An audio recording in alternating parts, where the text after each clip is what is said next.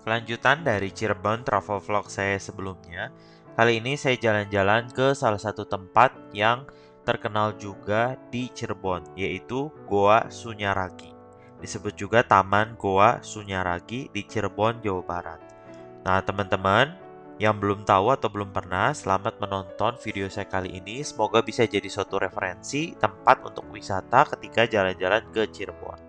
Teman-teman lihat, bentuk guanya itu cukup menarik ya. Katanya sih ini gua buatan ya. Jadi diambil dari batu-batu karang yang ada dari pantai dari laut. Seperti teman-teman ketahui bahwa Cirebon itu dekat dengan pantai ya, sehingga jadi ada sumber dari batu karang. Perlu untuk teman-teman bayar tiket masuk ke sini, jadi nggak gratis. Nah, ini bentuk dari goanya seperti ini ya. Konon katanya udah lama banget, udah ratusan tahun dibangun si kompleks Goa Sunyaragi.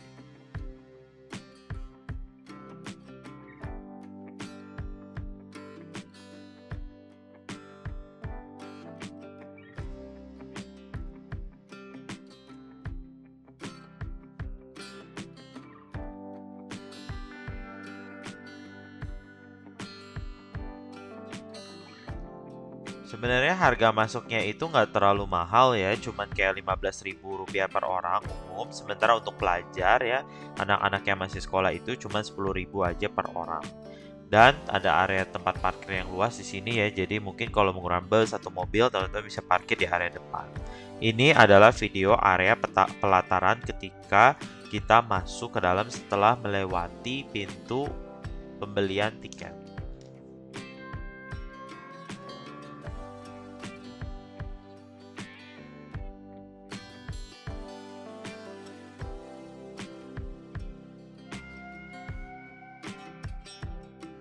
Di bagian pelatarannya ini sendiri ketika kita masuk, ada juga tempat duduk seperti tribun ya, penonton sepak bola yang naik ke atas.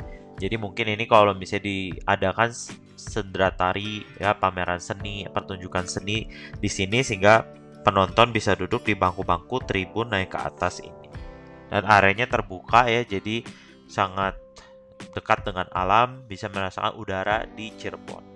Di sini areanya masih cukup asri ya, banyak pepohonan besar di dalam kompleks Goa Sunyaragi.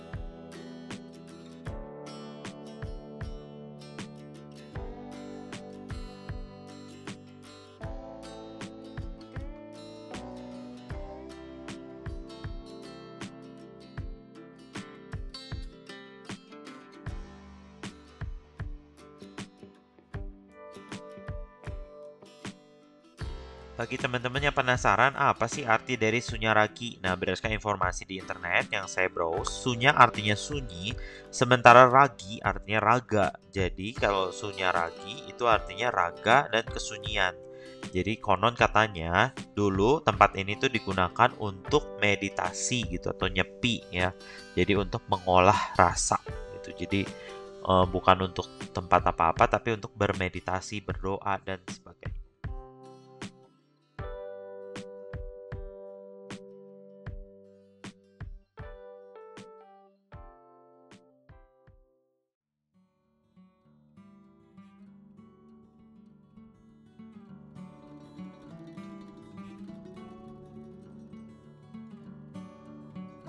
Katanya juga, goa ini didirikan pada tahun 1703 oleh Pangeran Kararangen yang merupakan cicit dari Sunan Gunung Jati yang sangat terkenal di daerah Cirebon, Kesultanan Cirebon, Jawa Barat ini.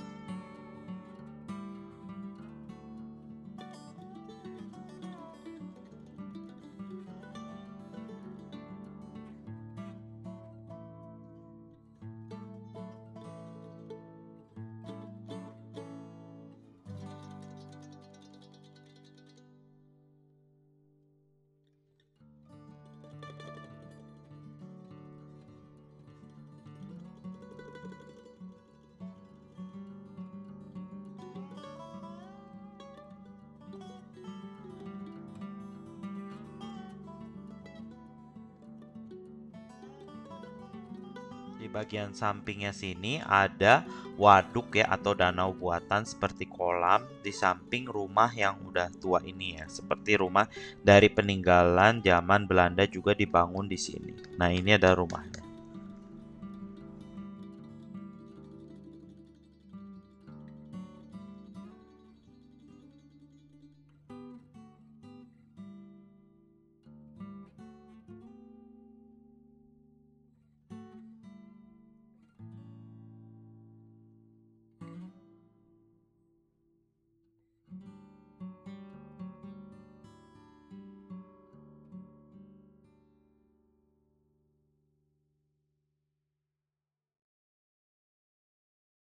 Yuk kita telusuri di dalam kompleks Gua Sunyaragi ini ada apa saja. Teman-teman bisa lihat bahwa ada jalan di sini setapak yang bisa kita susuri untuk menuju ke arah goa ya. Kiri kanannya ada gundukan tanah yang ada batu batanya juga dan ada pepohonan yang tinggi, besar ya, rindang yang udah puluhan bahkan ratusan tahun di sini. Nah, kita bisa lihat di situ ada semacam goa kecil ya, seperti goa Liliput. Jadi di sini memang khas bahwa pintu-pintu masuk goanya itu kita harus agak membungkuk katanya sih untuk kayak menghormati atau permisi gitu ya. Jadi dalam kebudayaan Indonesia atau kebudayaan Timur itu kan biasa kita menyimbolkan masuk ke rumah seseorang, menghormati seseorang dengan membungkuk masuk gitu. Nah, di atasnya ini ada pohon yang udah lumayan lama ya. Mungkin nggak tahu ini pohon apa, teman-teman yang tahu bisa komen apa ini pohon beringin atau pohon lainnya ya. Yuk kita cek lagi area atau spot lainnya, kita jalan lagi menyusuri kompleks Goa Sunyaragi ini. Kebetulan saya datang pada saat itu hari Minggu, long weekend, jadi lumayan sepi ya. Ada beberapa pengunjung yang datang ke sini, tidak hanya pengunjung dari daerah Jawa Barat, tapi dari berbagai daerah di Indonesia. Ini seperti ada gapura yang kiri kanannya itu terbentuk dari gua batu, dan di tengahnya itu adalah gerbang masuk ya, pintu masuknya ke situ.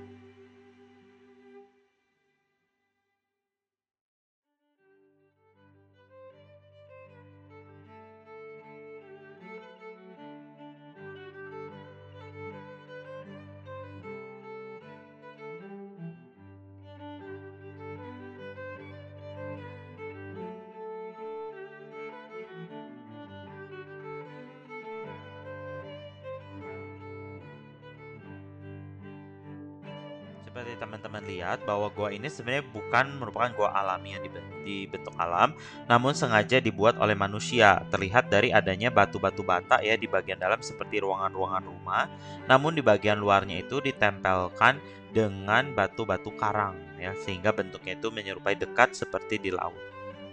Nah, ini ada gua pawon ya, yang katanya sih artinya adalah gua yang difungsikan sebagai dapur ya, karena pawon itu artinya adalah dapur. Zaman dulu mungkin di sini ketika orang berekreasi, anak-anak raja di sini difungsikan sebagai tempat atau dapur membuat makanan tersebut. Katanya juga digunakan area ini sebagai tempat bermain dari putra-putri sultan dari keraton Cirebon.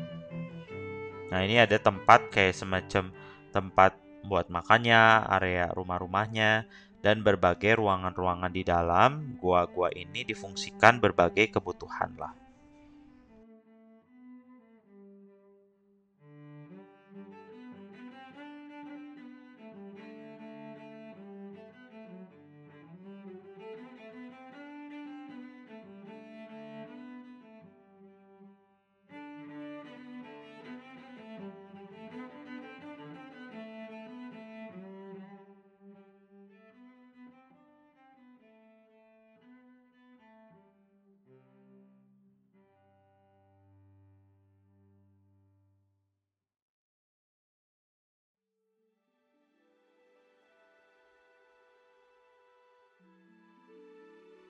Nanti kita akan cek lagi ke dalam ya, ke area spot lainnya yang konon katanya ada mitos ya seputar Perawan Sunti di situ. Ada patung namanya patung Perawan Sunti.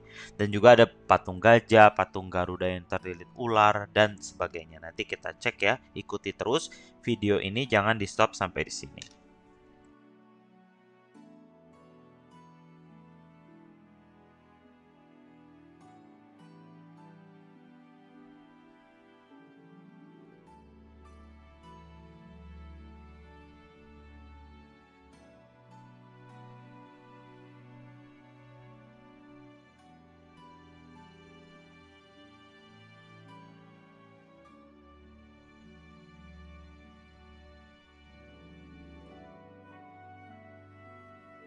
Ini adalah area utamanya. Kita akan menuju ke area utama yang sangat terkenal dan banyak orang ke sini. Jadi di situ teman-teman bisa lihat ada semacam seperti kastil atau istana ya yang mercusuar ke atas, dan di situ teman-teman lihat sebenarnya ada semacam kolam air, dan di tengahnya di depan itu ada seperti tunggul atau seperti tempat meletakkan patung. Nah, disitulah tempat katanya patung dari Parawan Sunti, yaitu di depan Gua Peteng. Namun sekarang hanya tinggal tunggulnya saja atau bagian bawah yang berfungsi untuk meletakkan patungnya. Konon katanya ya ada cerita kepercayaan bahwa perawan atau gadis tidak boleh memegang patung tersebut. Katanya takut nanti jadi susah mendapat jodoh dan menjadi perawan seumur hidupnya. Itu hanya cerita saja ya. Dan patung perawan Suntinya itu sebenarnya udah disimpan di museum. Jadi supaya menghindari tangan-tangan jahil atau kerusakan dari patungnya udah dialihkan. Nah, ini teman-teman ketahui bahwa ini adalah khasnya dari Cirebon ya. Kalau misalnya teman-teman pergi kemana aja, ke keraton, ke kantor-kantor modern, selalu dibangun candi Bentar. Bentar yaitu pintu gerbang masuk khas Cirebon, seperti candi yang dibelah dari secara vertikal dari atas ke bawah menjadi dua.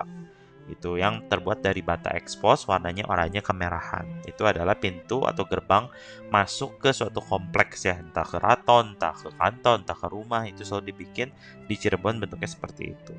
Nah, ini adalah foto untuk melihat secara utuh gitu ya. Jadi mitosnya itu boleh percaya boleh enggak ya, itu hanya cerita rakyat mungkin ya, tapi mungkin sebagian juga boleh percaya.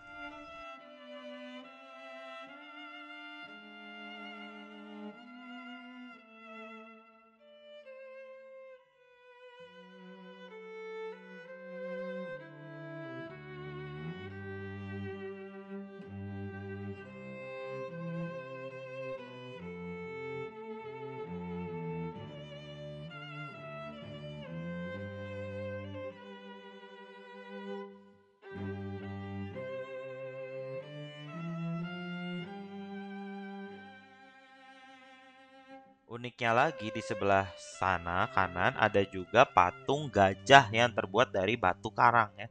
Saya belum pernah melihat ada patung gajah yang terbentuk dari batu karang. Biasanya kan dari semen, dari cetakan, gipsum dan sebagainya. Namun ini adalah patung gajah yang dari batu karang. Katanya kalau misalnya sebenarnya waktu berfungsi dari belalainya itu mengeluarkan air. Jadi mengarah ke sini sehingga bentuknya seperti air mancur di kolam ini. Nah, ini ada tunggul dari Perawan Sunti tersebut. Nah, di dalam situ, teman-teman kalau tertarik bisa masuk ya ke ruangan-ruangan yang bentuknya seperti gua-gua ini. Lumayan agak sempit, jadi teman-teman yang memiliki ketakutan atau fobia terhadap ruangan sempit, kecil, dan gelap, saya tidak sarankan untuk masuk ke situ. Oh ya, kalau misalnya teman-teman berkunjung ke sini, sebaiknya berkunjung di pagi hari atau sore hari, karena kalau siang hari lumayan panas ya. Seperti teman-teman ketahui bahwa Cirebon itu kota dataran rendah yang letaknya di pantai, sehingga agak panas kalau siang ya. Sebaiknya membawa payung ataupun topi, serta air minum. Ini juga ada namanya adalah Mande Beling gitu. Jadi ini suatu kayak pendopo atau suatu tempat untuk beristirahat. Kok katanya sih dulunya digunakan sebagai area untuk makan, kumpul-kumpul dari putra-putri raja.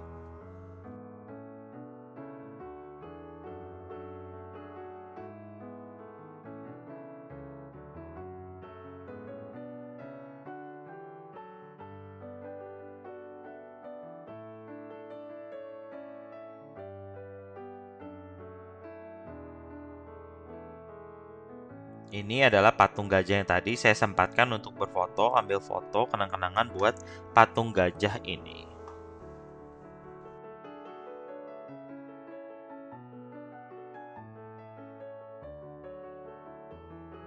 Selain patung gajah itu, teman-teman lihat di sini ada juga patung yang unik lagi. Kalau teman-teman perhatikan lebih detail, itu ada tulisan bahwa patung Garuda dililit oleh ular. Nah, bentuknya sih nggak seperti Garuda banget ya, seperti orang ada kakinya, ada tangannya, tapi itu ada ular melilit di situ. Katanya sih itu patung Garuda yang dililit ular. Coba teman-teman perhatikan itu ada matanya, ada hidungnya, ada mulutnya, badannya, dan ada ularnya di situ melilit ke daerah pundak maupun lehernya. Ini juga cukup unik, saya baru pertama lihat ada di sini.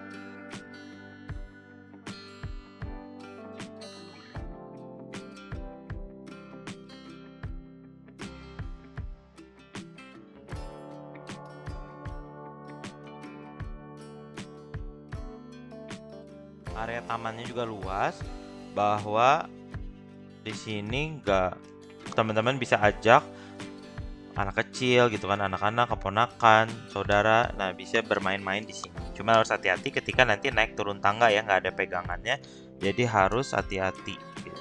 Nah, kita akan cek lagi area spot yang lain ya, ada apa lagi di Goa Sunyaragi ini.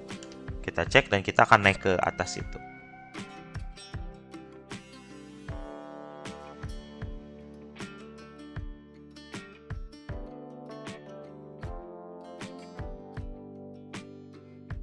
Kita ketemu lagi dengan Candi Bentar, yaitu bentuknya seperti gapura, yaitu candi yang dibelah dua, jadi ada kiri dan kanan, menunjukkan masuk ke suatu area, suatu tempat gitu kan, entah keraton, entah candi, entah bangunan rumah dan sebagainya. Nah itu ada si kucing, lalu juga duduk enak di undakan masuk ke dalam area kompleks goanya.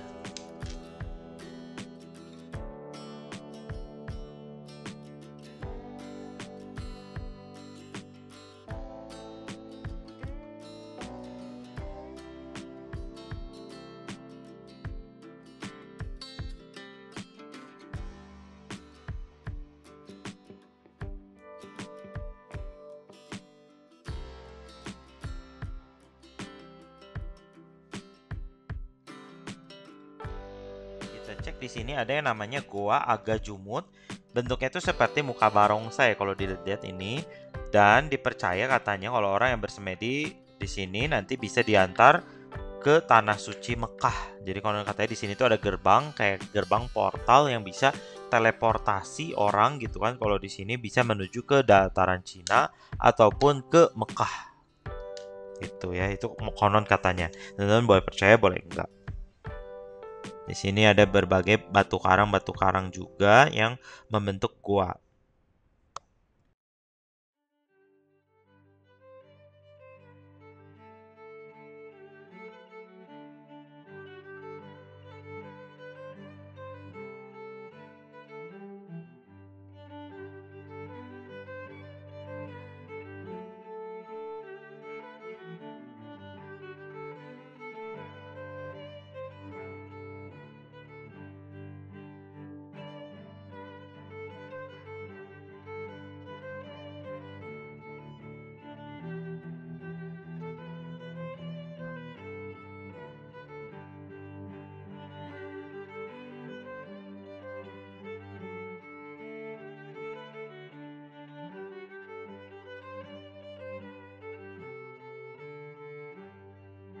Sekian jalan-jalan saya ke Taman Goa Sunyaragi di Cirebon ini, dan berakhirlah seri vlog Cirebon travel vlog saya di tahun 2024 ini. Terima kasih teman-teman udah nonton semua Cirebon travel vlog saya. Jika belum, silahkan cek di link deskripsi video ini untuk melihat video-video saya lainnya di Cirebon travel vlog. Terima kasih telah menonton. Jangan lupa untuk subscribe dan ditunggu video-video saya selanjutnya. Bye-bye.